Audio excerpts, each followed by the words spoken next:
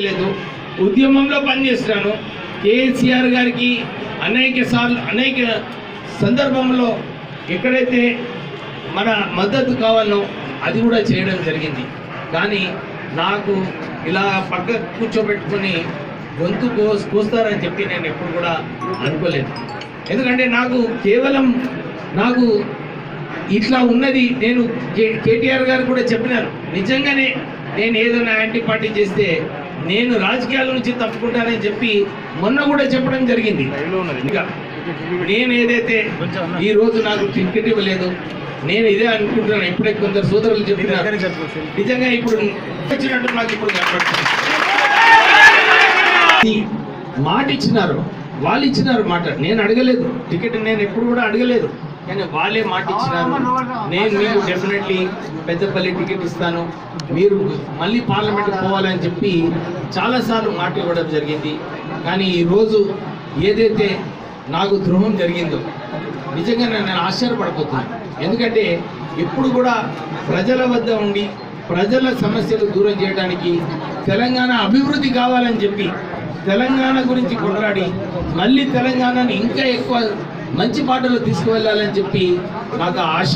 Ticket ఇచ్చినా ఇవ్వకపోయినా, గెలిచినా గెలవకున్నా నేను ఎప్పుడు కూడా పెద్దపల్లి ప్రజల మధ్యలోనే ఉండి ప్రజల సమస్యలు తీర్చడానికి ఉంటాను. ప్రజల వైపు ఉంటూ తెలంగాణ సాధించుకునే వరకు తెలంగాణ ఉద్యమంలో పాల్గొని ఎప్పుడు కూడా నేను కృషి చేసేవాడిని. ఇది కేసీఆర్ గారు కూడా చాలాసార్లు చెప్పడం జరిగింది. నేను ఈ 4.5 సంవత్సరాలలో కూడా కేవలం టీఆర్ఎస్ పార్టీని బలపరచాలని చెప్పి, మీ అందరికీ తెలుసు 2013లో 2012లో ఇక్కడ ఈ ప్రాంతంలో టీఆర్ఎస్ పార్టీని ఎంత బలపరచడానికి ఎంత కృషి చేస్తున్నానో మీ అందరికీ తెలుసు. మంత్రి బెల్లంపల్లి నియోజకవర్గాలలో అసలు తెలంగాణ అనే నినాదం లేదు. టీఆర్ఎస్ పార్టీ లేని సమయంలో కూడా నేను చాలా కృషి చేయడం జరిగింది. కానీ మొన్నటి వరకు నాకు టికెట్ ఇస్తానని చెప్పి నాకు విశ్వాసం ఇప్పిస్తూ మొన్న అసెంబ్లీ ఎలక్షన్లలో కూడా ఎంత కృషి, అందరు ఎమ్మెల్యేలు ఎవరైతే నన్ను పిలిచినారో అక్కడ పోయి నేను టీఆర్ఎస్ పార్టీ అభ్యర్థులను గెలిపించడానికి చాలా కృషి చేయడం జరిగింది. ప్రత్యేకంగా మంచిర్యాలలో, పెద్దపల్లిలో, మంతనిలో, రామగుండంలో అన్ని చోట్ల కూడా టీఆర్ఎస్ పార్టీ ఎలక్షన్ వచ్చే వరకు కూడా ఎవ్వరు కూడా నా పైన ఏమి నినాదాలు చేయలేదు, ఏమి ఎలిగేషన్స్ కూడా ఏమి చేయలేదు. కానీ ఓటింగ్ వచ్చిన తర్వాత, కౌంటింగ్ అయిన తర్వాత టీఆర్ఎస్ పార్టీ అభ్యర్థులకు తక్కువ ఓట్లు వచ్చినాయని చెప్పి తప్పుడు సమాచారం నా మీద బురద జల్లడం జరిగింది. నేను అప్పుడు కేటీఆర్ గారు కూడా చెప్పినాను, మీరు చూసినారు చాలాసార్లు నేను వచ్చి క్యాంపెయిన్ చేస్తానని. ఎవరైనా నేను అప్పుడు టీఆర్ఎస్ పార్టీకి వ్యతిరేకంగా ఎవరికైనా డబ్బులు ఇచ్చినానంటే నేను రాజకీయాల్లో నుంచే తప్పుకుంటానని చెప్పి నేను అప్పుడు మాట్లాడాను. వారు కూడా ఒప్పుకున్నారు, లేదు నువ్వు ఇవ్వలేదు పైసలు అని చెప్పి. కానీ ఇప్పుడు కేవలం మా నాన్నగారు వెంకటస్వామి గారు ఏదైతే పేరు సంపాదించారు పెద్దపల్లిలో, అప్పుడు కూడా నాకు ముఖ్యమంత్రి గారు పిలిచి చెప్పినారు, మీ నాన్నగారు చాలా కృషి చేసినారు తెలంగాణ గురించి, పెద్దపల్లి డిస్ట్రిక్ట్కి చాలా కృషి చేసినారు, పెద్దపల్లి పేరు వెంకటస్వామి గారిది పెడతానని చెప్పి వారు నాకు మాట ఇవ్వడం జరిగింది. కానీ ఎందుకు వారు పెద్దపల్లి డిస్ట్రిక్ట్కి వెంకటస్వామి గారు పేరు పెట్టలేదో నాకు ఆశ్చర్యపడిపోయింది. కేవలం వెంకటస్వామి గారి పేరు పెద్దపల్లి పార్లమెంటు నియోజకవర్గంలో వారి పేరు, వారి కుటుంబ పేరు ఉండొద్దని చెప్పి నాకు ఈ టికెట్ ఇవ్వలేదని చెప్పి నాకు అనిపిస్తుంది. అది కూడా చేయడం జరిగింది.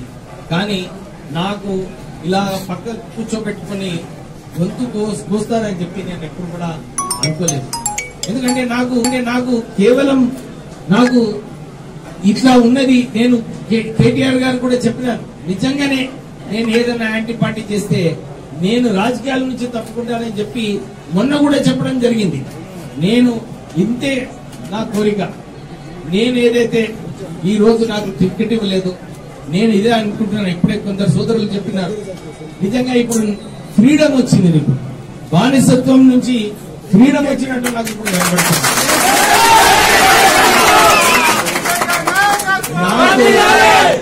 ఏదైతే ఇది మాట ఇచ్చినారో వాళ్ళు ఇచ్చినారు మాట, నేను అడగలేదు టికెట్, నేను ఎప్పుడు కూడా అడగలేదు, నేను వాళ్ళే మాట ఇచ్చినారు.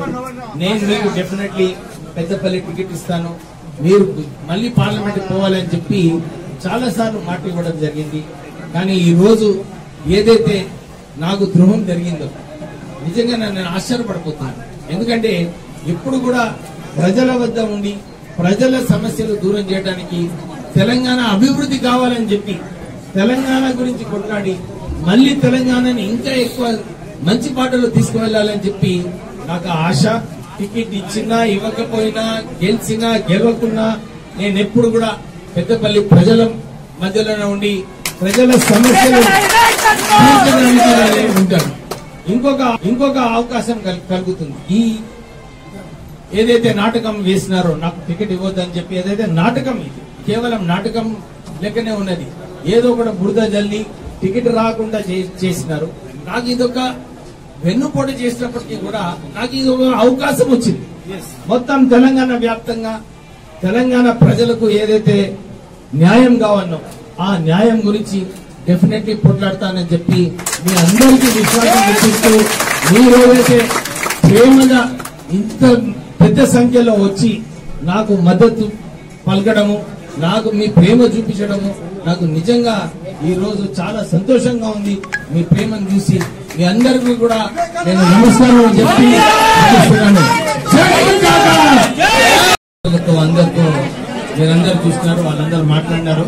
అందరు ఇండివిజువల్ వాళ్ళతో మాట్లాడి వాళ్ళ అభిప్రాయాలు తీసుకుని డెఫినెట్లీ ఈ రోజు ఒక నిర్ణయం తీసుకుంటానని చెప్పి నేను వాళ్ళందరికీ కూడా విశ్వాసం ఇప్పించడం జరిగింది.